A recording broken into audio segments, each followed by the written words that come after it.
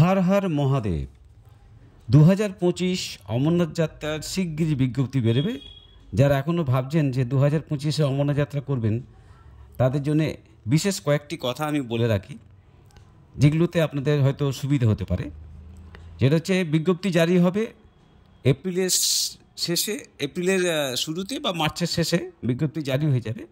এবং প্রথমে যেটা করতে হবে সেটা হচ্ছে, রাজ্য সরকারের তরফ থেকে মেডিকেল ফিটনেসের জন্য একটা বিজ্ঞপ্তি জারি হয়, এবং ওটা খেয়াল রাখতে হবে ওটা এপ্রিলের মাঝামাঝি থেকেই শুরু হয়ে যায়, বা এপ্রিলের ওই 10 তারিখের পর থেকেই ওই মেডিকেল ফিটনেস শুরু হয়। প্রথমে মেডিকেল ফিটনেস নিতে হবে অমরনাথ যাত্রার জন্য, যারা 2025-এ করবেন।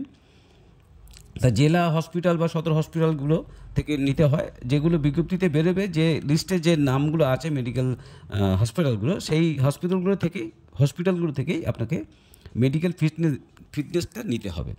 প্রথমে যেটা করে সেটা হচ্ছে জেনারেল একটা করতে হয়, ইসিজি, ব্লাড, চেস্ট থাকে, তারপরে চোখ, তারপরে ইএনটি, অর্থোপেডিক্স, আর দুই একটা টেস্ট আছে, যেগুলো ফিটনেস হয়ে গেলে এই ফিটনেস সমস্ত কাগজপত্রগুলোকে নিয়ে আপনাদের মেডিকেল সুপারের কাছে যেতে হবে। মেডিকেল সুপারের কাছে একটা ফর্ম আছে, যেটা আপনারা ডাউনলোড করে ফর্ম বের করতে পারেন, বা হসপিটালও বললে ওরা দিয়ে দেবে। এই ফর্মে একটা 2 কপি ফটো আপনি নিয়ে যাবেন, এবং ফর্মটা ফিল আপ করতে হবে, এবং যে কাগজগুলো দেবে সেইগুলো সুপারের ঘরে জমা দিতে হয়।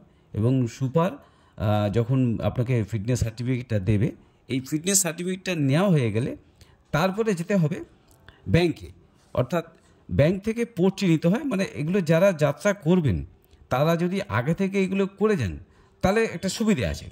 আর জম্মুতে গিয়েও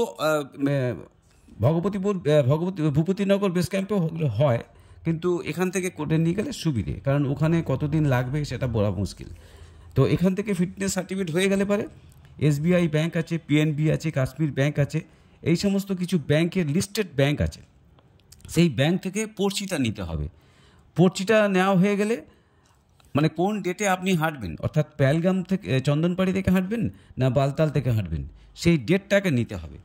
সেই ডেটটা নেওয়া হয়ে গেলে তারপরে ট্রেনের টিকিটটা কাটতে হবে, কারণ তার আগে ট্রেনের টিকিট কাটলে আপনি ডেটে গোলমাল হয়ে যাবে। যে আগে বরঞ্চ মেডিকেল ফিটনেস সার্টিফিকেটটা নেওয়ার পর ট্রেনের টিকিট কাটাই আমার মনে হয় ভালো, এবং এটা যত তাড়াতাড়ি করবেন ততটাই সুবিধা হবে। তো মেডিকেল ফিটনেস, তারপরে হচ্ছে ব্যাংক থেকে পর্চি নিতে হবে, তারপরে ট্রেনের টিকিট কাটতে হবে, তারপরে আপনাকে যেতে হবে জম্মুতে। এবং জম্মুতে নেমেই স্টেশনের গাড়িতেই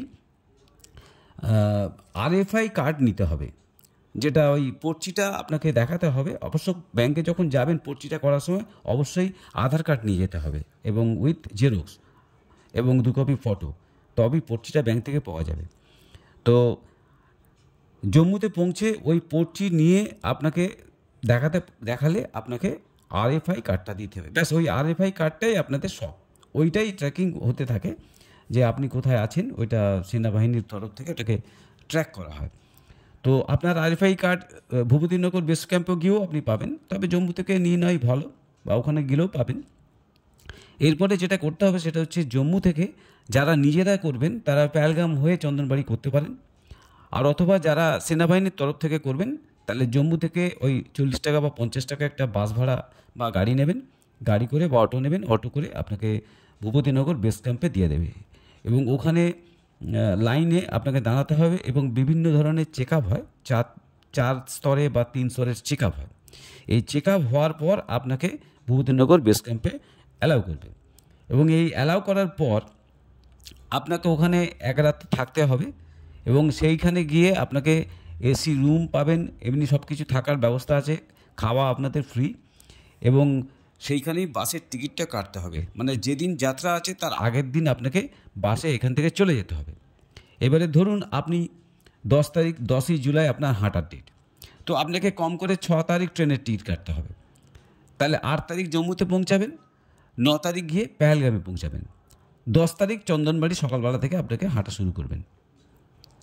এই হাঁটা শুরু করার পর আপনারা প্রথম যারা চন্দনবাড়ি থেকে যাবেন তাদের চন্দনবাড়ির বেস ক্যাম্প থেকে শুরু করে প্রথমে রাত্রি যাপন হবে শেষনাকের পরে পঞ্চতরির পরে আপনাকে পরের দিন সকালবেলায় আপনাকে যেতে হবে অমরনাথ, এবং সেখানে পুজো দেওয়ার পর বালতাল থেকে ফেরাটাই বেস্ট হবে।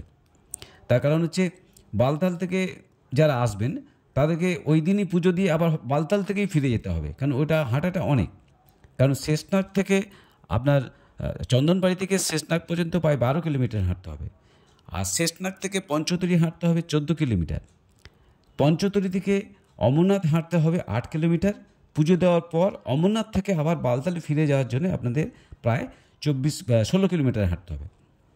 এই বালতালে গিয়ে তারপর আপনাদের যাত্রা শেষ হবে, এবং ওখান থেকে বাস ওখানে যে বেস ক্যাম্প থেকে আপনি বাসের টিকিট কেটে আবার জম্মুতে ফিরে আসবেন, এবং ফিরে এসে আপনাকে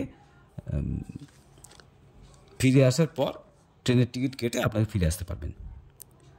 আশা করি একটা ছোট করে আপনাদের বিশদ কিছু জানিয়ে রাখলাম। ধন্যবাদ।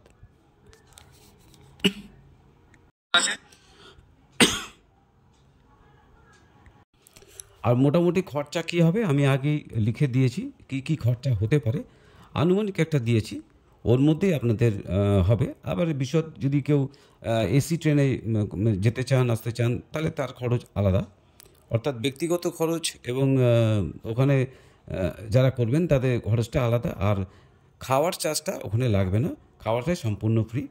যতটা পারলাম আপনাদের বললাম। যদি ভালো লাগে আমার এই চ্যানেলকে সাবস্ক্রাইব করে দেবেন। ধন্যবাদ। হর হর মহাদেব, হর হর মহাদেব, হর হর মহাদেব।